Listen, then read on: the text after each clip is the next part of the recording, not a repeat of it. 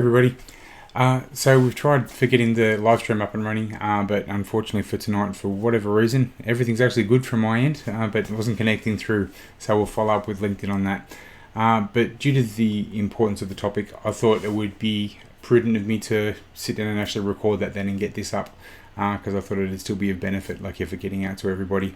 So unfortunately it means can't have the same live interactive discussion with you as we do that, but it does mean obviously post this. If there is any questions you have, any comments, any feedback, please put them in the comments as well, because I definitely want to make sure we can continue this discussion because it's absolutely a crucial one to have. So the topics that I want to cover off tonight are about mindfulness and about personal resilience. In the current environment that we have, with obviously the self-isolation, the related stress and drama that we have related with the current environment, people are at different ends of the spectrum. There's some people that are obviously at the panic and fear and desperation end, and then there's others that are obviously looking for opportunities within this this unusual environment, and then there's a range of people that I'm going to say are in the middle.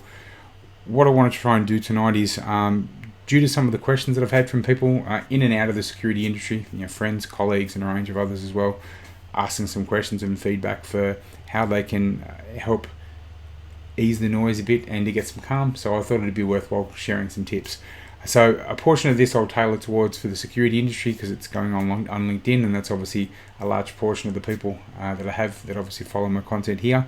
But feel free to share this wherever you like, wherever you think it's going to be of benefit. So a couple of points I suppose I want to start off with. Firstly, about from a mindfulness point of view, people have, when you say the word mindfulness, and people instantly think getting out a yoga mat and having the running water, in the landscape and these sort of things. The first thing I wanted to mention is that mindfulness is not that at all. It may sound complicated, but it's not. It's not a complicated principle. It's an absolutely crucial and very important thing to have in place, but it's not an overly complicated thing to do.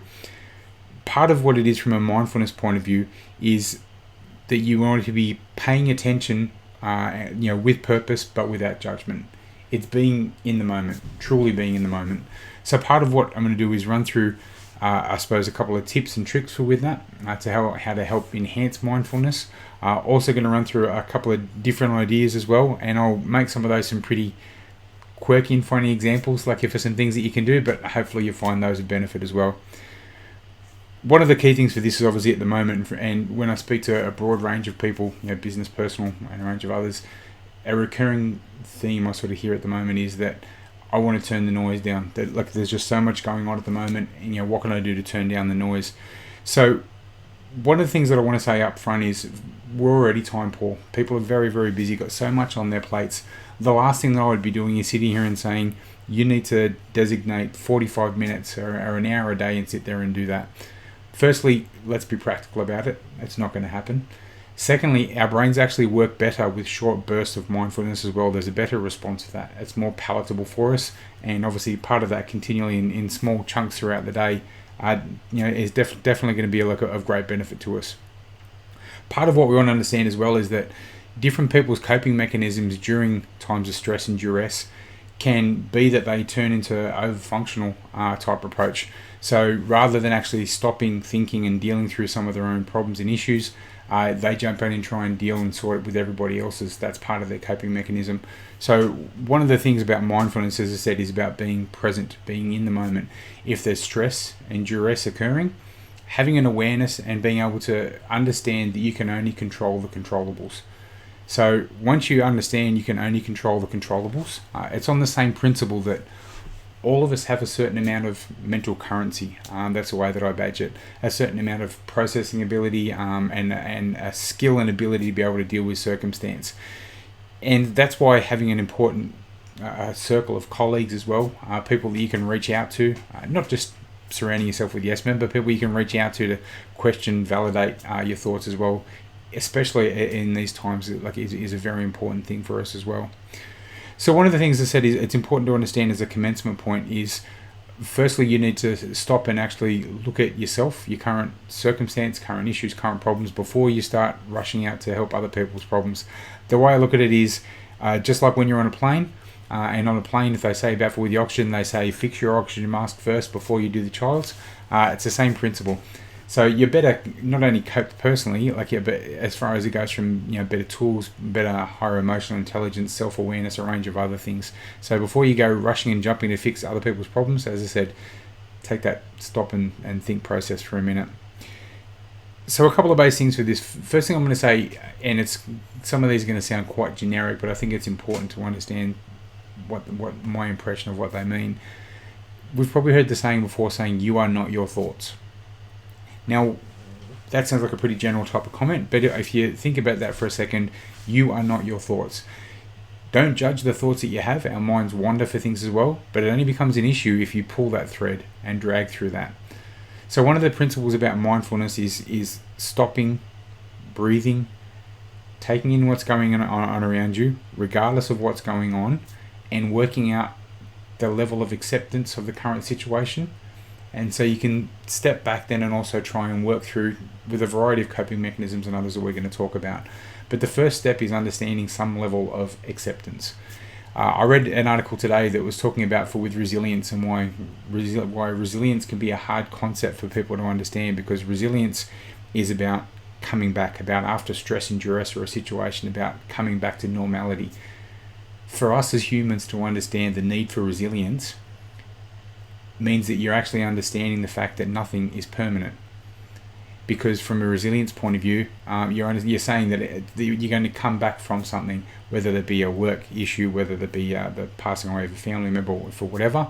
So the underlying thing with resilience is saying that nothing is permanent. So that's another concept that's not palatable for some people, but it's something that we need to be aware of. One of the things that I've talked about in different presentations, in different discussions as well, is about, and so the people that have heard me talk before will have remembered me saying this, is that if you have a medical issue, you go to a medical professional, which is your doctor. If you have a legal issue, you go to your legal professional, which is your solicitor. If you have a personal issue, who's the expert on you? Yourself. Now the thing is, some of the things that we do out of habit and that we do externally, it's important for us to do those internally. What I mean by that is, make an appointment with yourself. Make an appointment with yourself to stop, take stock, and breathe. Now, one of the reasons why this doesn't happen with people, because I say to people, you need to have some stop and review time. You need to calm and center yourself, really see what problems that you have, and then work through the solutions, with those important ones. And the response I get from people is, I'm too busy. I've got too much on. I haven't got time to stop and do that. We've all got the 5 and 10 minutes to be able to do that. It's a matter of having the actual cue. What happens is we get stuck in the thick of thin things. We get stuck in our daily habits. And so as a result of that, we don't stop. We don't stop and work through that stop and breathe process and reset process. So one of the things I think is very, very important, and some of these are going to sound corny, I said up front, is having that cue. Now, different types of cues work for different type of people, depending on the structure, like the sort of person that you are. Some people need task cues, some people like physical cues. I'll give you some clear examples with that. If your initial goal is going to be that I want to take 5 or 10 minutes a day from a mindfulness point of view, just to stop, and we're going to talk about some things afterwards, take stock, make sure I'm present and in the moment, and have a bit of a reset.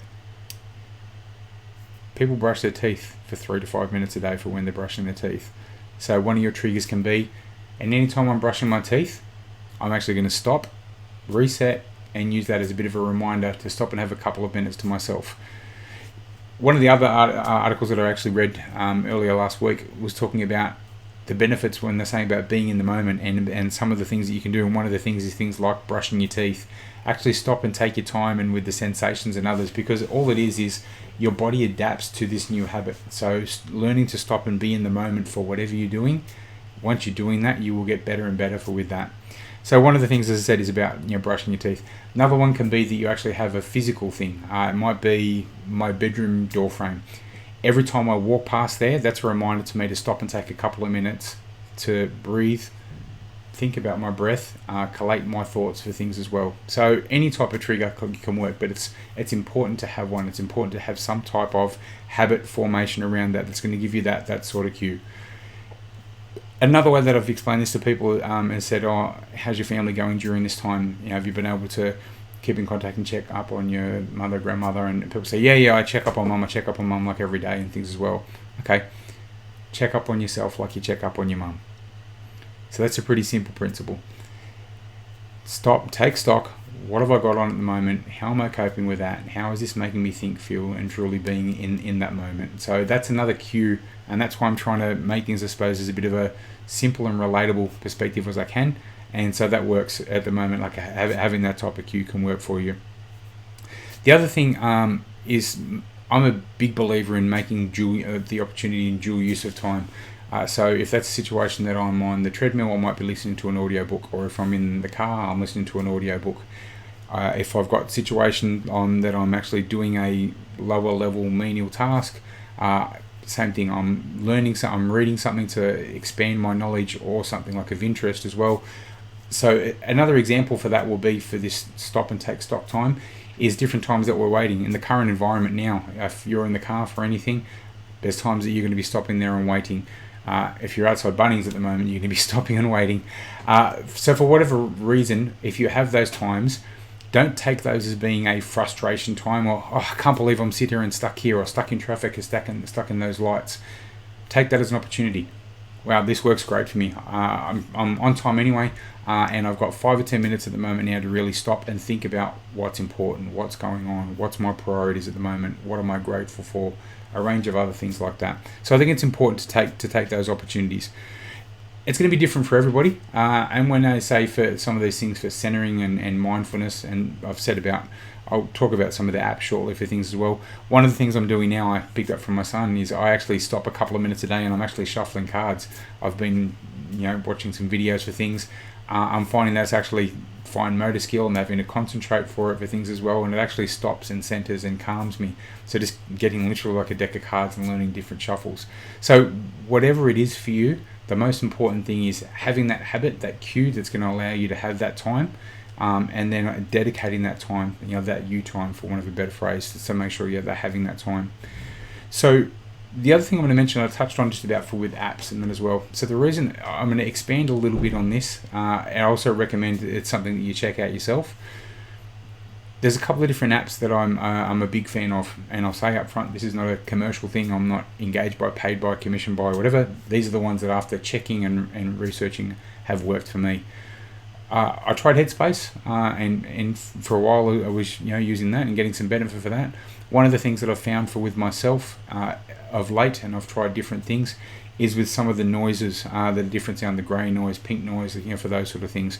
So some of the different apps, and I've written these down while I'm looking down, Beatfulness, Breathe, Dark Noise, and Portal. There are a couple of ones that have got different sort of noises as well. And so what you can do with these, you can actually set part of it and an actual focus time around those. So on these apps, you can say, I've got something I need to do for 30 minutes.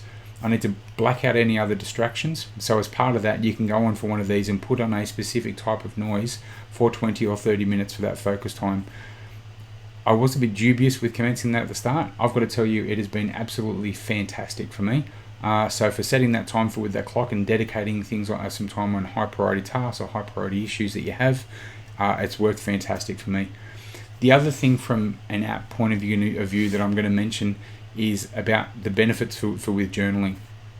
Now, I've mentioned before in one of the previous discussions I did about Charles Poliquin, and about the article that he read on journaling, and he's somebody who has trained hundreds of athletes across 22 sports, like he did gold medals. Somebody who's an incredible, was an incredible mentor, an incredible, polarizing, and obviously motivating person. Did an article on journaling, and one of the things was it was simple, and he used to write down some things such as, and I put these down as well, actually, like for a couple of pointers. What was notable about today? What am I grateful for? What could I have done better? What did I learn today? And who did I help today? It's 5 things. So 2 different schools of thought here. One, because I've talked about from mindfulness of being in the moment, there's going to be some people that are traditional IT people, that everything's typed stylistically or whatever else.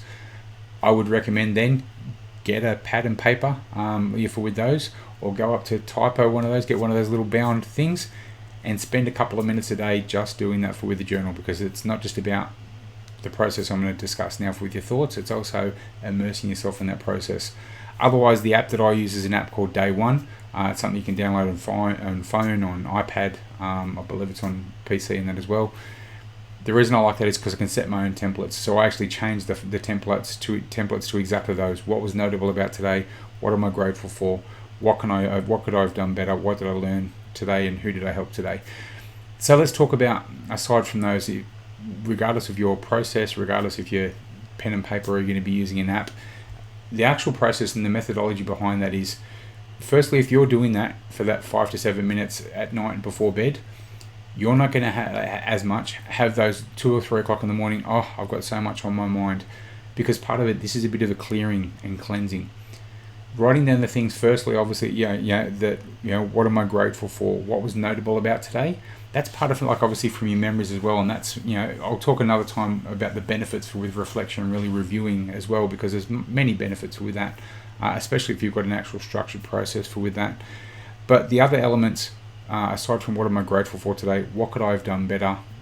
What did I learn today? Who did I help today? Let's talk about the one at the moment for what did I learn today, and also what could I have done better. What could I have done better is an important one, because what happens is one of the reasons people don't sleep, don't rest, don't reset, is because I need to get this done. This is important to me. Oh, I know I've got this hanging over my head. And that's one of the benefits of journaling. It's a matter of getting something off your mind, out, and either onto paper or onto the app. Allows your brain to have that element of shut off, which is crucial. So I heavily recommend look at your journaling. And the other part, aside from the journaling, I said for the reminder for the people that may have skipped this bit early on, is having that mindfulness, whether it's 5 or 10 minute dashes for things as well. You can use Headspace and others. They've got 5-minute meditation. Headspace has actually got a 5-minute public space meditation you can do from hearing as well. So there's a range of things like that. But regardless of if you've got an actual physical journal, if you've got the iPad and the app, if you've got those, unless you've got that cue, and unless you're going to actually dedicate some time to working on yourself for helping it improve with this, it's not going to happen. So it's a really important thing to do. So I'm going to run through a couple of basic ones, and before I get into some other parts with resilience, I just want to talk about some basic examples, some quirky examples from a mindfulness point of view. So part of these are from part of my own thinking, also from things that I've read and as well. So I'm going to share with you. One of the ones is stop and physically hand wash the dishes. Now, people at the moment, that's probably one that people listen to that. Firstly, if you haven't got a dishwasher and you're doing that anyway, you're already doing that. Otherwise, for the people that have the dishwasher, and if you haven't been doing this for a while, it will be a very different experience. So when I'm saying wash the dishes and things, is actually stop and go through the process. Listen to the tap, like you're filling the sink up. Play around with the water a bit. Get your hands in with the detergent. Even something as simple as washing the dishes, what are you seeing? What are you feeling? What are you hearing? For those sort of things, is a stop and center moment. So those sort of things are things that that can all work. The other one, and this is going to sound even cornier, but you need to trust me, is write your own Academy Award acceptance speech. Whether you want to physically record that, whether you want to put that in a journal, whether you want to in an app or write that down, that's fine. But think about that process for a sec. Write your own Academy Award acceptance speech. Firstly, that's a matter of then stopping and really thinking, collating your thoughts about the people that have helped, supported, and got you to where you are today, the person you are today, from a personal point of view, from a work point of view, from a values and ethics point of view, from a range of perspectives. So whether you video, whether you write that down, whatever, stop and get that together, because you'll find that something that may sound quite simple is actually quite powerful. So I really recommend you doing something like that. The other part I'm going to say is colouring in. For those that have done that lately, and because I know there's actually been a spike with some of the downloads on some of the colouring in apps as well, but if you haven't done that, think about that sensation, whether it's a colouring book or whether it's the multiple apps on iPad and stylus for things. That's still something that's stopping, and that you're in the moment. It's stopping the noise. So you can see where I'm going for these sort of things is about something that makes you stop what you're doing, jumping from one thing to another, that hectic, like a busy lifestyle, and stop and centering on one moment, on one task, on one item. Carry that forward, guys. It's the same thing when from work and personal life, is truly being in the moment. If you're at work, you're at work. If you're at home with family, then be with your family. from a transparency and honesty point of view, the current situation at the moment now has got a lot of things on. I've got a lot of on with work at the moment. Definitely unusual hours, unusual environment for with things. But part of it is when you're with your family, you're with your family. If you're training, you're training. So commit to what you're doing, like you're for being in the moment. This next one is going to worry some people and going to jolt some people as well. Log out of your social media. So just to clarify, I'm not saying stay off. I'm not saying, hey, just have a day without it and those sort of things. Part of this is just the actual process of logging out of all of your social media accounts means you're having to stop and physically log back in. What that does is a couple of things. It makes you stop and think first about your social media. It's also going to make some of you realize that you've probably got the same password for all of your social media accounts and not two-factor authentication. So hopefully from a security point of view, it actually makes you stop and change that as well. By the way, don't use your kid's name, don't use your cat's name and those sort of things as passwords. That's for a separate discussion. But yeah, logging out of your social media accounts and logging back in, that's something else from a stop and think and reset point of view. Makes you realize for a moment how reliant we are on that, especially when you're having to log out of all the multiple platforms. The last one before I get into some of those resilience one, and this is one that if I share this on Facebook as well, like I'm sure my family's not going to like, is eat a bar of chocolate for 30 minutes. A small bar of chocolate for 30 minutes. So at the moment, if you're like me, and especially if it's a Terry's chocolate orange, or if it's a Fry's Turkish Delight, those things are pretty much gone in 1 or 2 bites max, and it's in and it's gone. So listen to that word, to that phrase, eat a bar of chocolate over 30 minutes. What that's going to mean is you're going to break bits off, you're going to stop, and you're actually going to savor it, you're going to enjoy it, you're going to find it even tastes a bit different. So these sort of things are the reason I want to share those sort of tips. Yes, they're going to sound a little bit corny, 100%, like I know that. But the other thing that it's doing, as I said, is making you stop, think, process, like for being in the moment. So I want to talk a little bit more about from the resilience point of view at the moment. Firstly, I want to do that because some of the people that have reached out to me over the last, I'm going to say 2 weeks, and especially like within the last week, over the last 5 to 6 days, I've had a lot of people reach out to me just in a moment just to share some thoughts, some of them from business concerns, because this has changed like really the face of what they do from a business point of view, some from a personal point of view, just how they're feeling and feeling of unease and not used to dealing with this type of feeling. So it's important for us to talk about obviously this mindfulness and also from a resilience point of view. So if the technology gods are with us, I'll share this next pic with you. So the pic that I've got up there that I want to share, and I'm happy I'll put this in the comments as well when I load this up on LinkedIn and Facebook. You can see there about from a resilience point of view, these are some of the things that make up, I suppose, from a complete balance, mind, spirit, heart, and body. So you can see the different elements there. Recovery, nutrition, and training are obviously a part. You see presence, heart, presence, being in the moment. So what I mentioned before from that mindfulness point of view, presence. If it's work, if it's a personal gathering, if it's time with your family, whatever you're doing, commit. Be present in the moment. Values are crucial, especially for things at the moment. During these times of stress, duress, and a range of others, I mean, you can only look, have a look at the online news feeds and a range of other things. How many people are saying, wow, a month ago we were unifying so much for the bushfires and things, and as soon as this happened now, you truly got to see the character flaws and weakness for with people in different elements.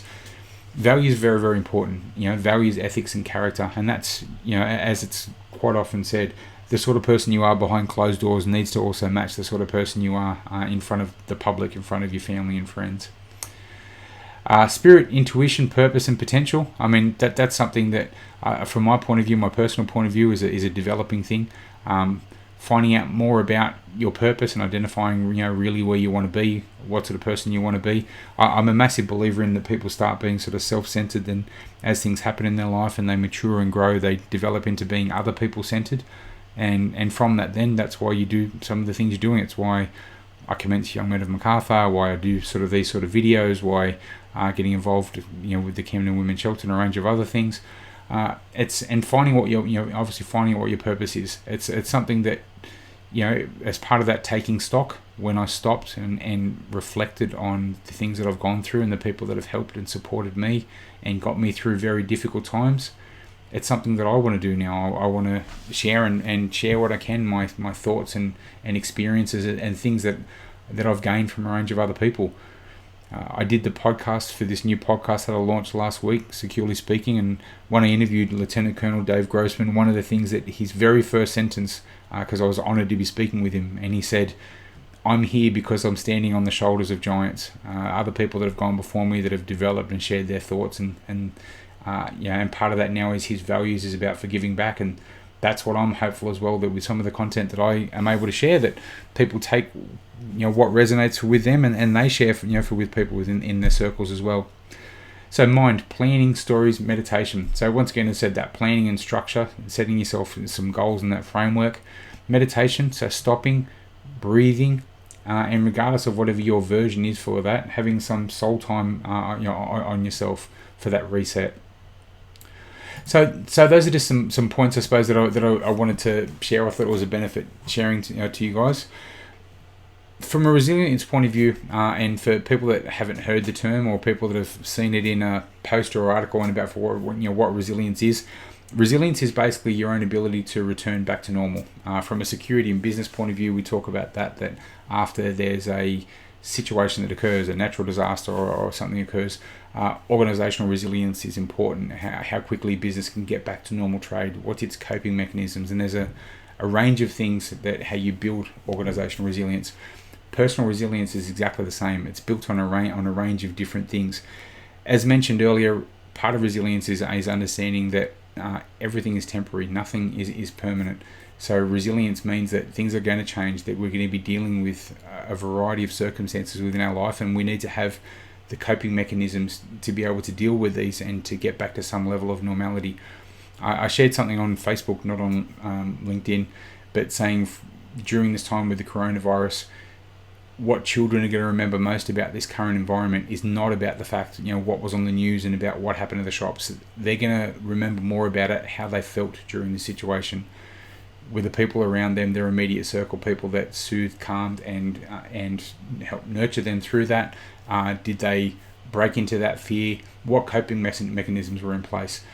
So that's I think something that's so powerful. If that doesn't give you a bit of a jolt and where I really need to take stock about how I'm thinking, feeling, how I'm processing that, and the flow on reasons why you need to do that, I'm hopeful that sentence does that. So a couple of key pillars I'm going to say from the resilience point of view. As I said, it's important to very much have that stop and assess. And part of that, I just want to say stop and assess, is to change your perspective slightly. If you're directly involved in a high-level stress situation, be it work, financial, personal, conflict, for whatever else, you need to be able to stop and for a moment and look at that independently. Aside from the initial emotion and turmoil that you're having, and that's where we talk about emotional intelligence as well, awareness of the power and the feeling with emotions. How am I thinking and feeling? Why am I feeling that way? This way. Accept it. If this situation at the moment with what's happening is making you feel angry, accept it, but work through why is it making you feel angry. If it's making you feel frightened, if it's making you with stress and anxiety, why is that? And really work through the elements in there. How much of that is actual practical? Practical. How much is your environment you're really changed, and work through. So quantify that, I suppose, is the point that I'm trying to say with that. One of the other points is, as I mentioned, emotional intelligence as well. Emotional intelligence is obviously being aware and don't be overtaken by emotions. So it's very, very important. Emotions are obviously like a factor in how we think, feel, the decisions we make, how we interact with others. But touching on what I mentioned early on and at the start with this about people that can obviously jump from what they're doing and go into that overfunction mode and solve everybody's problems. It's firstly stop for those people. Even stop and understand why you're doing that. Are you doing that because you don't want to stop and think about your own current situation? You don't want to work through these elements that you have in front of you, and so that's why you're throwing your time and energy into other people for that. I think it's important to mention that for a couple of reasons. One is because quite often people that we consider within your groups, networks, contacts as being more higher strung or more emotional for with things as well, more vulnerable, are the first ones that we reach out to. Okay, I just want to check how you are. Are you coping with everything? The people that we don't reach out to often are the ones that seem to be a bit more strong, a bit more resolute with what's occurring. So as a result of that, we don't often check if we're with them. And part of the reason that we perceive some people as being strong, as being resilient, and others is the fact that they jump instantly into fixing other people's problems. You've got some financial duress, I'll pay for that for you. If you've got this occurring at the moment, I'll help you through that. I'll take that off your hands. I'll work with you and help you solve those problems. So it's important, I suppose, not just for the people at the moment that are feeling stress and anxiety and others, the ones that are change roles completely and are jumping in to fix everybody else's problems. It's really important for you guys as well just to stop and think while you're doing that and just make sure that you're okay. Do self-analysis. How did I word it earlier on? Check up on yourself like you check on your mum. The other thing at the moment is that I want to touch on is about the benefit for with connections. So I know I touched on that earlier on. Now that's something that I've talked about when I talk about goals and share things about goals as well. Not just about having financial goals, work goals, personal goals. One of them is social goals as well, and that's make sure that I reach out to somebody. One person every 2 weeks that I haven't spoken with for at least 3 months. That's more important now than ever. From that connection point of view, part of that may be just reaching out. Are you traveling okay? Have you got a couple of minutes? I want to bounce a couple of ideas off you for things as well. Those sort of connections, reaching out, regardless of how that's done. If it's on Zoom, if it's a Facebook FaceTime, for whatever else. But understand at the moment the importance of connections, and not just the people you think need the connection the most. So please place some time and attention on that as well. The last ones that I'm going to say is before I end up with this, because obviously I wanted this to be a live situation, but the technology gods weren't with us, is be good and kind to yourself. During this time, when I've spoken to people, and I said especially in the last couple of days, some of the people that I've spoken to, and I'm saying, how you feeling, look at what's going on at the moment, and just discussing, trying to speak to them and not fix those problems for them, but help give them some tools to work through the situations that they're dealing with. And they're saying, I'm disappointed that I'm feeling so flat. I'm disappointed in myself that I'm not doing more about this, or to change my circumstance, or change what I'm doing with the business, or for whatever else, that I'm caught up in the emotion. Don't be self-judgmental. The totality of circumstances at the moment is such a unique one that we find ourselves in, and part of it is a whole range of people have never had to put these coping mechanisms into place. So this is a brand new test from a business environment, from a personal environment, for a whole range of people. And as I said earlier on, as part of it with that mindfulness is being in the moment, working through things with clarity and with no judgment. Part of it is just, as I said as well, changing that perspective and stopping and thinking, why are you thinking and feeling that way? And then working through that. So don't pull on that thread. I said earlier on, you are not your thoughts. If you're having some negative thoughts, or some stress or anxiety, or you're having some self-doubt about why you're even feeling that way, don't judge it, but stop and rather than pulling those bad threads like your what if, stop for a moment and have a look and really, I'm going to say, not only just evidence with what's going on, but think what's driving your behavior, feelings, and emotions. But it's not from a judgmental your point of view, because that's something that's just going to make you worse. So I'm going to end with what I started with this is that you need to take a couple of minutes with yourself, just to check up on yourself, to reset, regardless of what that is. Hopefully some of those basics. Please try them. I'm definitely keen to hear some feedback about that, especially for the people that log out of their social media accounts, that manually wash their dishes for the first time in a long time, and for the people that eat a chocolate bar for over 30 minutes. Give me some feedback as to how you felt with that as well. Other than that, please, I'm looking forward to any questions, comments, feedback as well. During when I share this, I apologise it didn't work obviously with the live video, but hopefully it's been of benefit to some people anyway.